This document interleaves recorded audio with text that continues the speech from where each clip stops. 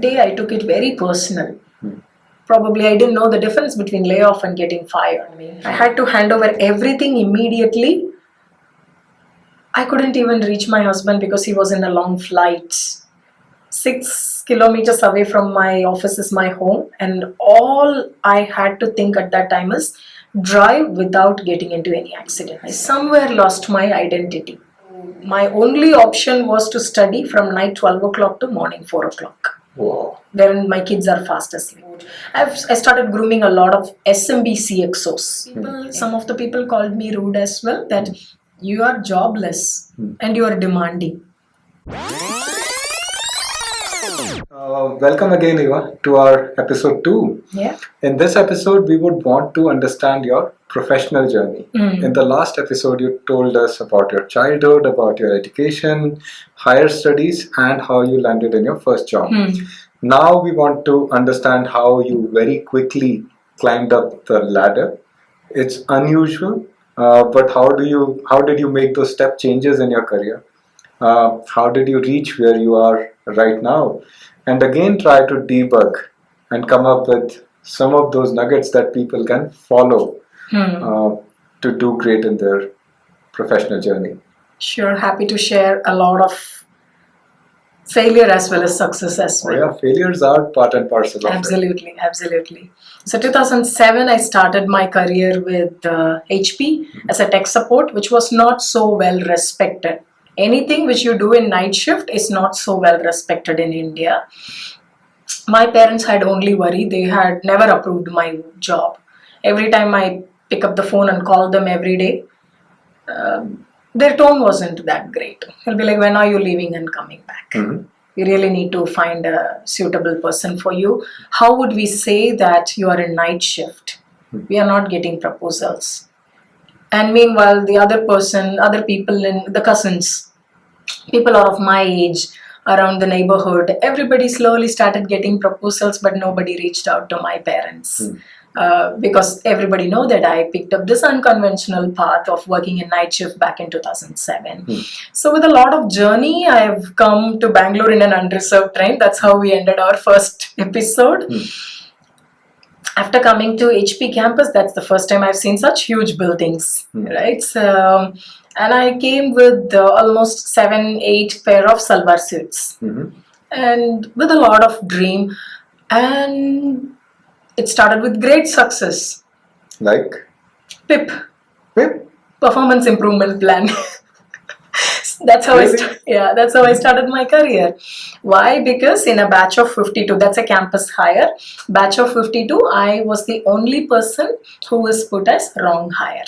Whoa, imagine that as a start. That's the start. So 3 months of many other trainings, people were very humble and nice to me, but the kind of message that I got was, hey, somewhere we did a mistake. In hiring you. Allow us some time. We are working on you, but it's a bit tough.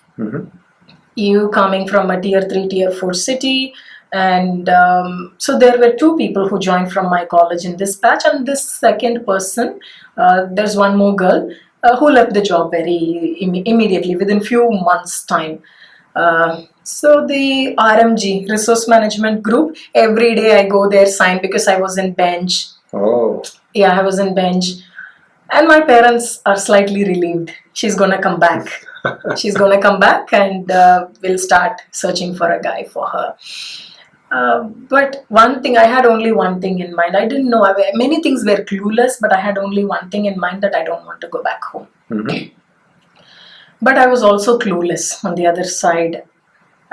As a kid who always got appreciation from college and school, this was a bit unacceptable, and carrying that tag PIP, and everybody knows, when you are in PIP, everybody knows, and the kind of look that people give, you going to RMG every day, Resource Management Group every day, saying that, is there a project, can you do something for me, is there a feedback, and everybody gives different feedback. I even got feedback like, hey, why don't you change your clothing? Oh. Yeah. I love cotton salwars and cotton saris. I don't mind moving on to Western clothes, but I don't think that's a valid feedback at that time. So I never mind about that. So I was in PIP. Finally, one trainer, his name is Shaker, he said that I'm going to take you in my batch because I really like the way you navigate things in a place where you don't know. I like your searching skills in Google, in the web. Yeah. So I'm going to put you in this training. So 1 month of desktop troubleshooting training. And then you're going to do the phone support for the typical American, the Western side. The call volume comes to India. You pick up the phone, you say, thank you for calling HP, and then you start troubleshooting, pick up the phone, and then cut the call saying that everything is okay, give me the survey, feedback. That's the typical job. And he put me into 1 month of training. I worked hard as well, and 35% is the passing mark. Okay. The last day came, the exam results were out. It was a pen and paper exam, not the online one. I got 34. Oh, short by one. So I know for sure that this is my last chance. And willingly he picked me up. No other project was willing to pick up, saying that, hey, some small town girl, just stay away. We might have to work on her so much. We don't have that type of capacity. And I still remember Shaker kind of, kept his hand like this and thought about it.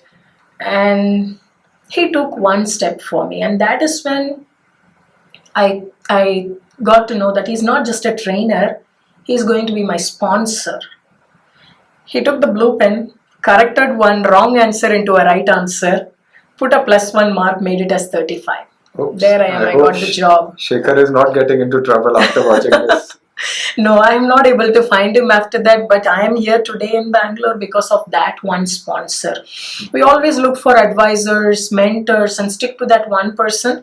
But over here, my advice would be, get your board of advisors. Board of advisor is not needed just only for the startup, for the company. As individuals, for our life, we need our board of advisors. Absolutely. While Shaker is my sponsor, a sponsor is somebody who is willing to work on you and take your name to the places where you can't go. So there he spoke to a few other managers on floor, saying that I have one resource. She just scored 35, but put her. This is a very valid advice, because when we start our career, we obsess only about skills. We think we are good and only good things will happen to us. But if we supplement this with a board of advisors, that's a good term, thanks for sharing, magic starts happening from there. Absolutely. It's not just always skills. And it's not just the hard skills. Yeah. It is the soft skills. And the soft skills. To be honest, just pass. 35, just pass in the hard skills. But people bet on me for the soft skills. And that has definitely helped me. And I stick to that company for 6 years with 3 promotions. Wow. I think I was the only, usually the advice that we get is, Pip, you will be soon out of the company. Better you put down the papers now itself and start searching for jobs outside. And in that company, people who are in Pip all sit together. And over there, the tag says focus area. Oh. So it is very well, you pick up that seat number, which means everybody knows that in another few days you are going to be out. But thanks to all the sponsors, we cannot, one thing is, though you derive a lot of strength from inside, we need people. We need people all around us, all the time, to help us, to motivate us. We also go down sometimes. There are some people whom we need to remind us who we are. Yeah. Very true. Yeah. So after a few years into tech career, the businesswoman started coming out. So 6 years, 3 promotions, and that's where this desire starts creeping up again. Yes. I started building confidence. And one more thing that I have learned is, the actual education starts when you pick up your first job. People stop learning after that, thinking that with a lot of efforts, I've cleared my engineering, I've got my degree, I don't have to study anymore. But the actual studies and education starts after the first job. So throughout the weekends, those days networking, the hardware networking was very famous. So I picked up CCNA. I've done a lot of courses throughout the weekend. I don't go to my hometown, which definitely made my parents very, very upset. That what are you doing? A young girl being busy over the weekend, they might think that, who are you? Is she with somebody? Should we be worried? Should we calm down? No matter how much you say about your career, For them, they had jobs. They don't know the difference between job and career. For us in this industry, we had to build the career. We have to, and we have to be responsible. People sometimes say that my manager spoiled your career. No, nobody can spoil your career. They might give you a bad day, 1 or 2 bad days. Nobody can spoil a career. Yeah. So career is purely individual's responsibility. Yeah, no, that's a very good tip you mentioned, and you spoke about learning, Eva. So, how are you deciding what to learn? Like, is it about what you're doing right now, what you want to do a few years down the line, and were you always picking up the right things to learn? Were there surprises there? So, tell us a little bit more about your learning, Sajans. Oh, I've wasted few lakhs in choosing wrong courses also in this, but no regrets. That has actually put me to the right one. Before I started learning networking, I thought Linux was very hot. Linux and OS administration was very hot. My salary was 12,000 and I actually paid a 12,000 rupee course and joined Linux. Wow. In just 2-3 classes, I got to know that this is not my thing. I pushed myself and do a little bit of extra work, but somewhere I wasn't enjoying it and they were not willing to reimburse the money. So I had to lose that money. So my parents were not happy about that as well. That, hey, first of all, your salary is very less and we have to save for your wedding. For them, it is all the time saving for the wedding, but I was investing on myself. I did a lot of courses wherein some of them didn't help me at all, but no regrets. I don't even have the most expensive one that I've spent was 1,12,000 on a course.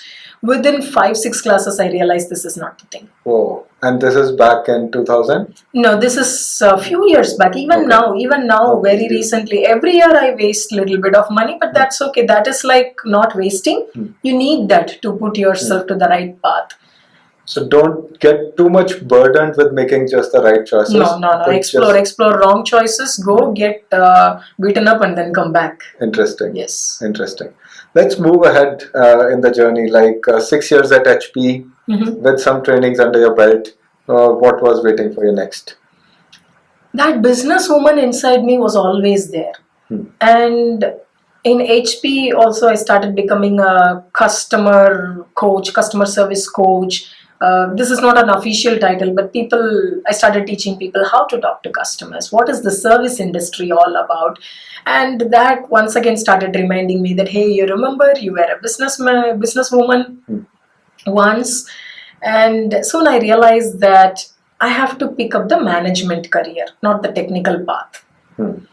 And I had to switch few companies because sometimes when you are a very good IC, the same organization is not able to accept you as a manager. Though you are prepping up yourself a lot. So that is when we have to leave our comfort zone. Bunch of people, 6 years I would have earned at least 50-60 people who can speak for me. But still I had to leave that and start my new career in another company wherein I was a IC manager. And then in Microsoft I started my leadership journey back in 2016 as a partner enablement lead. And 2 years in Microsoft, people usually, a typical person, a small town person with no engineering degree, when we get hold of these brand names like Microsoft and Google, that's like no turning back. I will go very tight. Yeah. But exactly 2 years later, I've decided to leave Microsoft to pick up a very good role in a company, WPP, which is a famous advertisement agency, but not so famous in India. People don't know the name. Even some of my MSFT colleagues said that, why are you going to a place where people don't recognize the name in India? But the name was never a big thing for me. I focused on only one brand name, that is Evangeline. The personal branding is very, very important. Losing ourselves in the name of another organization, at one point, it's a bit tough. It's a very important thing. Like today, if we introduce ourselves, so we say, I'm so and so and I work at. So work becomes our identity without even realizing. So what you're saying is, place your brand above the company's brand where you work for, and don't tie yourself too closely with the company's brand. I had a little bit of personal branding. Later, few other incidents happened which kind of proved me that it's not strong enough. For example, I quit Microsoft and I went to WPP.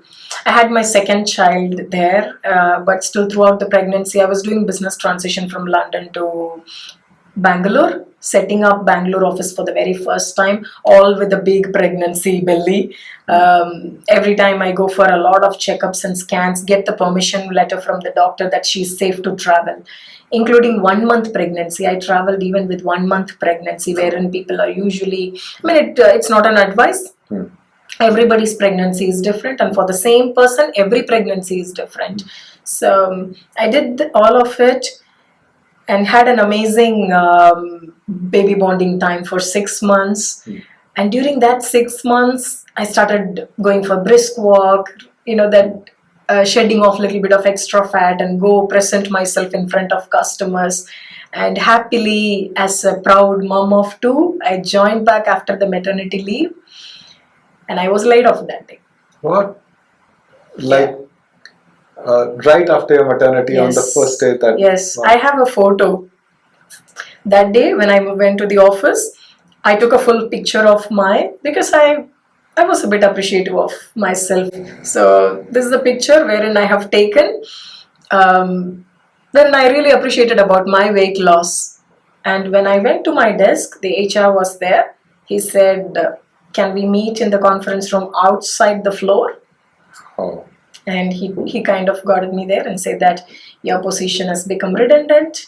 You did an amazing job in doing the business transition, but we don't need this role anymore. I was always thinking that I had a good personal brand. I'm a very confident person, strong person. No. That day I took it very personal. Probably I didn't know the difference between layoff and getting fired. Both are different. We can't take it personal. Layoff people who usually choose to eliminate your position may not even know which gender are you. What is your age group? What is your skill set? It doesn't matter. Organizational decision. I have this clarity now, but at that time, it was very hard for me. I had to hand over everything immediately. I couldn't even reach my husband because he was in a long flight. 6 kilometers away from my office is my home, and all I had to think at that time is drive without getting into any accidents. My hands were shivering. When I went home, I took my 6 months old baby from the cradle. I was not able to lift her. I had to call my mom saying that, "Ma, help me. I'm not able to lift her." My whole nervous system was so loose, and I didn't know what to think. It was so blank. It was not the financial crunch. Financially, I was okay. I wouldn't say absolutely okay. I had my own EMIs as well. But it's the lack of identity. I somewhere lost my identity. I always used to introduce myself as, hey, I'm in services industry for so many years. I'm an ex-Microsoft. And these kind of companies give us a lot of boost that, hey, you travel, you are a very important person for us. You travel only in business class. That's how WPP treated me as well. Very beautiful organization. I have amazing learnings there, amazing people. But I respect the organization decision, which is needed for the business.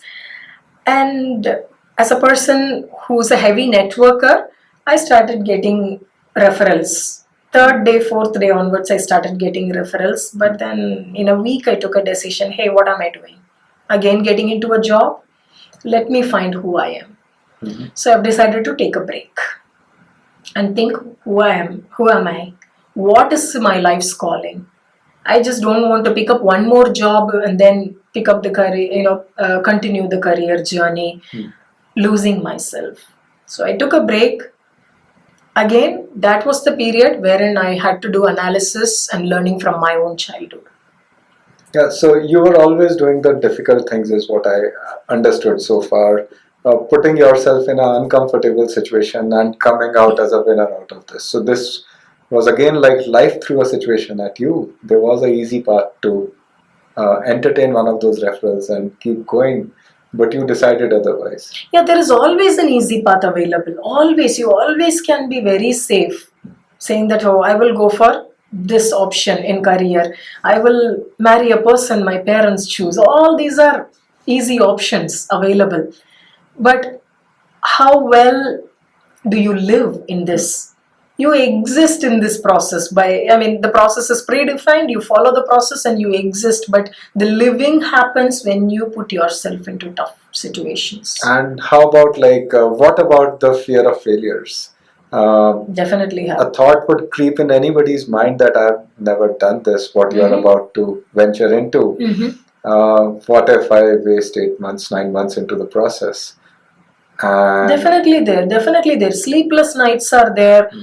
Irregular heartbeats are there. Suddenly, for no reason, palms become chill. These are all physical things. Fear is physical. You can actually feel that it affects your body. It suddenly affects your body. What makes you overcome that? That's the sign that you're going in the right path. Okay. That is the sign. These are all the sign that we are going in the right path.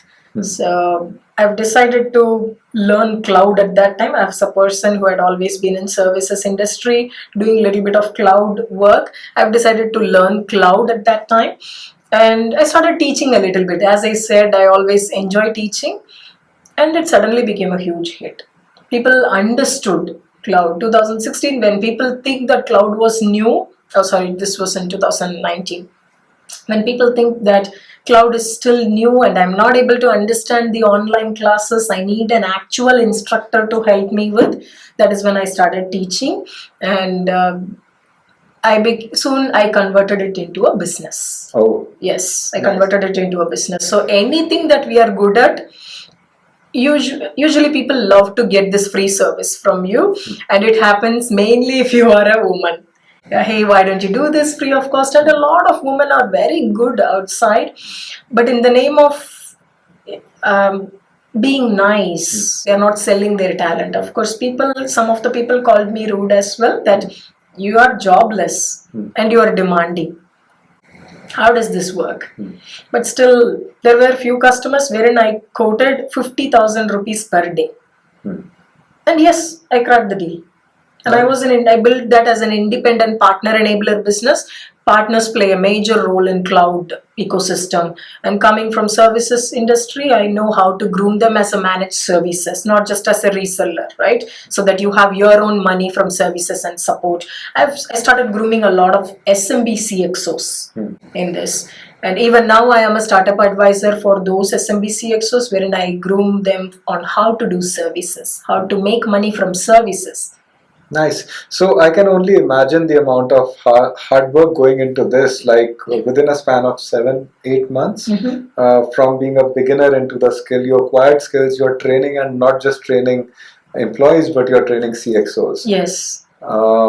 So, what was the most difficult part getting there?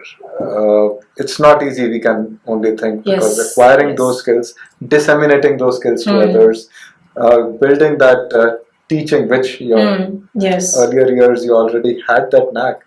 But what was the most difficult part in this journey? The back-end process. While I was struggling financially, because we always do calculation based on two salaries, if at all both husband and wife are working. Suddenly one huge chunk of salary is not there. There is a financial pressure. There are two kids at home, one baby and a toddler at home. And then you have to focus on studies. That was heavy. So my only option was to study from night 12 o'clock to morning 4 o'clock. Wow. When my kids are fast asleep. That was a difficult period. And once I familiarized myself with those concepts, instead of choosing entry-level people, I chose CXOs. There was one room wherein Coca-Cola's CTO was there. That was a very difficult period. I was really tensed that morning. I wouldn't say that it was fantastic. There were quite a lot of questions wherein I couldn't face.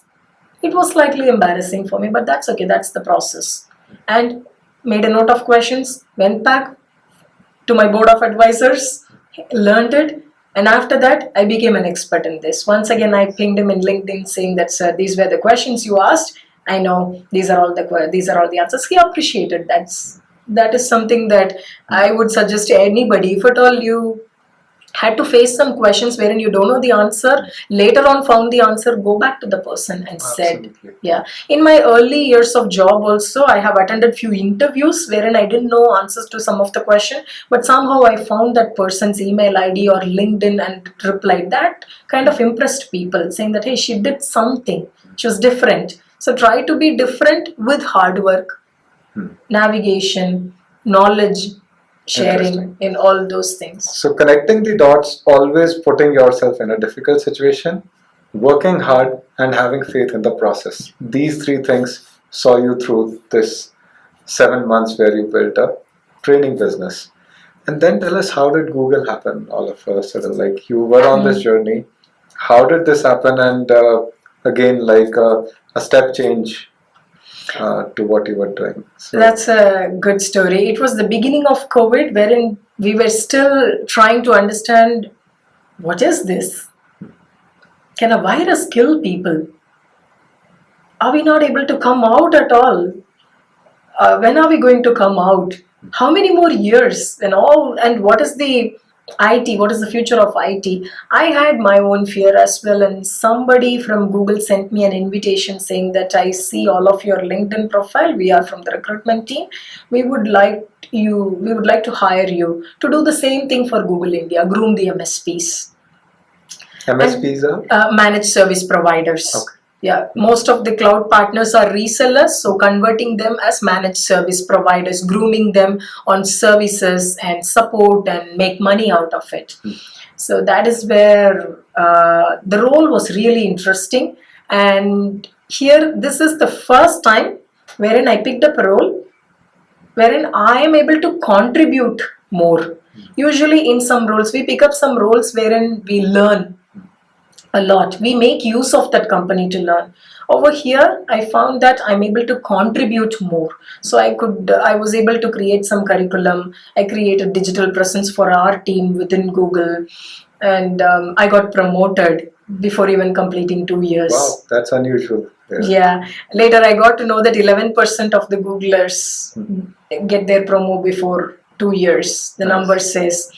So that was an amazing journey. And the entrepreneur inside you never dies. That's when I started doing a lot of support of women business, trainers, grooming the trainers, TTT, soft skill training, encouraging doing soft skill training for colleges, start traveling across places and groom them on college to corporate, any kind of skills needed for college to corporate. So you can always do the business, having your job, get in touch with your employer, get to know what kind of things that you can do. And Google is one such organization wherein you can very well do certain things. Very interesting. Yeah. And even now I do support some of this startup by advising them, by coaching them. If you're an SMB startup who is into services business, definitely message me in LinkedIn. Happy to contribute. Great.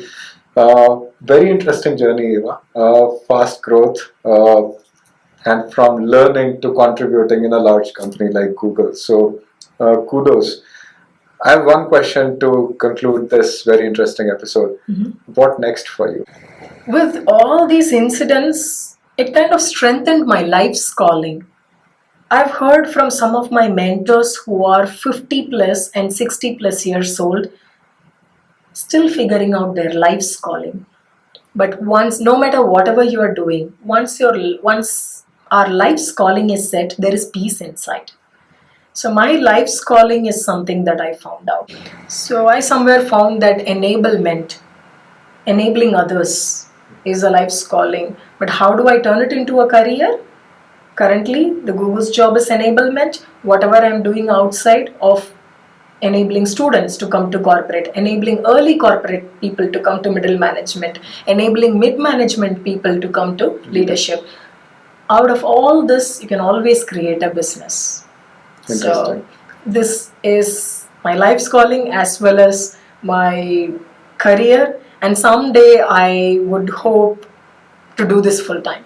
Great. So you will actually be changing lives, impacting lives. And Definitely. That is definitely my life's calling. Great. Thank you, Eva, very much for your time. Great discussion, and I hope people learned a lot from your experiences. And if you want to get in touch with Eva, the best way is to DM her on LinkedIn. We will drop in the coordinates in description. Thank you everyone for watching this. Thank Do you. DM me in LinkedIn if at all you have any queries around this, and wish you all the very best.